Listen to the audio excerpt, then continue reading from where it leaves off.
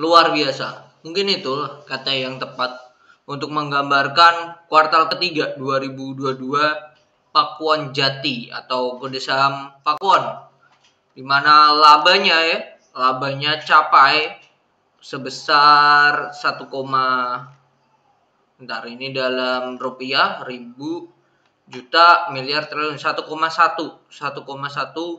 triliun di kuartal ketiga 2022 dibandingkan sebelumnya hanya 721 miliar atau naik sebesar 65% dari Pakuan sendiri di kuartal ketiga 2022. Nah, kita akan ulas Pakuan ini kenapa bisa naik sebesar itu di video kali ini. Check this out. Oke, Pakuan sendiri didirikan ya tanggal 20 September 1982, termasuk emiten atau saham yang lama, berdomisili di Surabaya. Di Surabaya, kantor pusatnya juga di Surabaya, tepatnya di Pakuan Mall, City Mall, di Pakuan Town Square, Pakuan City, Kejauhan Putih, Mutiara, nomor 17 Surabaya, Indonesia. Perusahaan ruang lingkup kegiatan usahanya di pusat perbelanjaan, pusat perkantoran, hotel, dan real estate. Pusat perbelanjaan, kalau teman-teman yang pernah ke Surabaya ya, tahu yang namanya Tunjungan Plaza. Nah, itu under dari Pakuan Jati ya. Oke, Pakuan Jati Tbk atau kode saham P1 di kuartal ke-3 2022 ini kita mau lihat ya susunannya seperti apa. Sebelum ke sini, mungkin teman-teman perlu bisa cek juga video Pakuan yang kuartal kedua dan perbandingan dari 4 emiten. Nanti di akhir 2 video itu akan saya tampilkan. Kasnya sendiri naiknya luar biasa ya, 1,5 dalam hanya 9 bulan. Kenaikannya luar biasa, signifikan. Persediaannya juga makin turun ya, persediaannya dibagi dua ya, real estate dan lain-lain ya. Ini untuk yang aset real estate nih mengalami penurunan ya, berarti ada real estate yang terjual.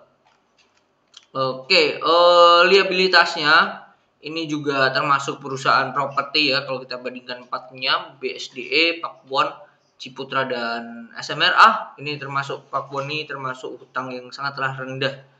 Terus dilihat ini sekarang makin rendah lagi ya. Total liabilitasnya aja udah turun, jadi hanya 9,5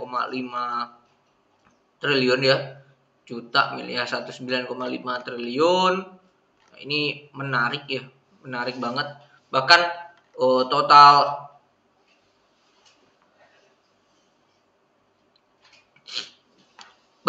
total liabilitasnya ya, total liabilitasnya 9,5 ini hampir bisa ditutup dengan kasnya doang. Kasnya doang nih hampir 8 triliun. Ini luar biasa ya dengan hal tersebut ya.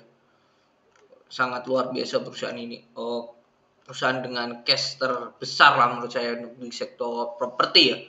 Saya tidak akan membahas detail kasnya seperti apa, liabilitasnya tentang seperti apa, karena di kuartal kedua sudah saya bahas, videonya nanti ada di akhir. Saya akan sedikit membahas tentang pendapatannya ya, terus hal yang berkaitan dengan labanya yang naik signifikan ke 65%. Di pendapatannya sendiri kalau kita kita cek ya, pendapatan sendiri dari Pakuan, kita cek per detail lah ya. Di sini laporan keuangannya ada di pendapatannya dibagi menjadi beberapa.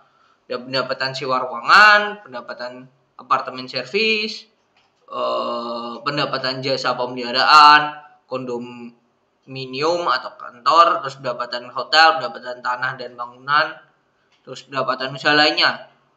Dan juga ada ya itu aja sih.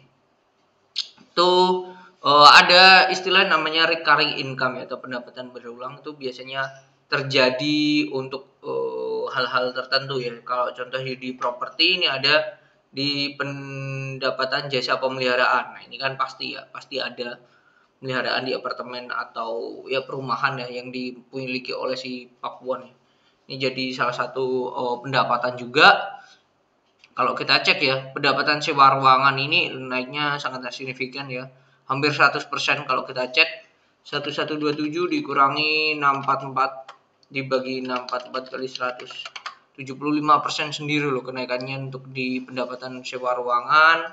Lalu di pendapatan apartemen servis ini juga naik, lumayan signifikan. Pendapatan jasa pemeliharaan ini naiknya luar biasa ya naiknya. Kalau kita cek 564 dikurangi 426 bagi 426. Nah, naiknya 32% ya. Jadi kenaikan dari beberapa poin atau beberapa segmen bisnis ya, atau divisinya di Pakuan ini at least di atas 15%. Nah, ini termasuk yang luar biasa ya. Bahkan perusahaan ini malah mengalami penurunan di penjualan tanah dan bangunan.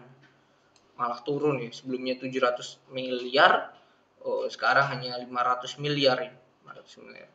Tetapi ada hal-hal lainnya yang naiknya lumayan signifikan, yaitu contoh di pendapatan usaha lainnya ini perihal penagihan listrik, pengelolaan parkir ini luar biasa naiknya. Itu yang membuat si Pakuan ini pendapatannya naiknya lumayan signifikan ya. 65% ya kalau tidak salah tadi. 65% netnya ya kalau kita lihat ya, salesnya sendiri mengalami kenaikan sebesar kurangi 3788 dibagi 3788 kali 100. Salesnya naiknya 18%. Ini perusahaan oke sih. Ini terutama pendapatan salesnya ini berhasil tetap naik. Itu hal yang oke sih. Oke, kita balik, kita ke bawah dulu. Real beban pokok pendapatan. Nah, ini bebannya ini totalnya ya. Jumlah total beban pokok pendapatannya ini mengalami kenaikan tapi tidak signifikan. Kenaikannya minor lah. Dari jumlah beban gudangnya sendiri mengalami kenaikan tipis. Beban pegawai ini yang lumayan besar ya bebannya ya. Dan beban operasional hotel ini lumayan sih kenaikannya. Gitu. Kalau di jumlah ya oke lah, tapi tidak sebesar yang lain. Nah, ini kondominium dan perkantoran ini turun ya. Terus tanah dan bangunan turun beban pokok penjualan. Padahal di sini kondominium ini mengalami ya penurunan juga, tapi tidak sedalam yang tanah dan bangunan sih. Itu sih, ini perusahaan recurring income-nya gede banget. Itu pendapatannya, terus dari beban tadi udah terlihat dia naik ya, tapi tidak signifikan. Terus kita cek ya beban-beban yang lainnya ya. Beban penjualan dia naik tipis. Beban umum dia naik tipis juga. Yang ini malah turun. Beban keuangan dia berhasil menurunkan. Penghasilan bunga dia malah naik. Ini kan hal yang bagus banget ya. Gampangnya mengurangi cost tapi menambah income. Ini hal yang luar biasa sih. Sampai profit before tax atau laba belum pajak ini naik. Naiknya oke juga nih kalau kita cek. 1383 dikurangi 812 dibagi 812 kali 100. Naiknya 70% sendiri. That's why mereka atau Pakuan sendiri berhasil cuan. Net profitnya akhirnya itu 65%. 5%-nya buat bayar ini kerugian dan kawan-kawan. Itu sih Pakuan saat ini kondisinya seperti itu. Dan kalau kita cek secara PE Pakuan sendiri, PE dan kawan-kawannya, si Pakuan ini kondisinya PE-nya berada di posisi 1291 dengan PB 1,28. Dibilang mahal enggak, dibilang murah juga enggak juga gitu. Lihat kondisi seperti ini, kondisi labanya sudah net profitnya sudah 1, berapa tadi? Sudah 1,1 ya, 1,1. Terus total laba net profit di sebelum 2022 atau 2021 itu 1,3 ya. Lihat itu ini stok ini belum diupdate ya Q3-nya. Jadi Q4-nya ini harusnya sangatlah bisa dan laba untuk capai lebih dari 2021 sangatlah mungkin terjadi. Peluangnya lebih besar sih. Gitu. Jadi kondisi sekarang Pakuan 448 ini menurut saya kondisi yang murah sih untuk Pakuan. Murah sih, udah murah banget nih. Udah murah, jadi kalau mau dikoleksi lumayan sih dikoleksi. Tinggal kita atur manajemen. Bahkan kalau teman-teman dapat Pakuan di bawah 400 ya, let's say 350, 370 itu wah murah banget tuh perusahaan. Gitu sih untuk si Pakuwon. Mungkin itu ya pembahasan tentang video tentang Pakuwon Jati. Jadi kenaikannya luar biasa. 65% salesnya padahal tidak ada kenaikan yang segitu besarnya, cuman dia berhasil menurunkan beban-beban dan menaikkan ya contohnya penghasilan lain-lain dan menurunkan beban keuangan, itu contohnya yang tadi. Jadi perusahaan ini tetaplah oke, kasnya luar biasa, recurring income-nya good. Jadi gimana Pakuwon mau dikoleksi apa tidak tergantung dari teman-teman sendiri. Dan see you on the next video. Bye.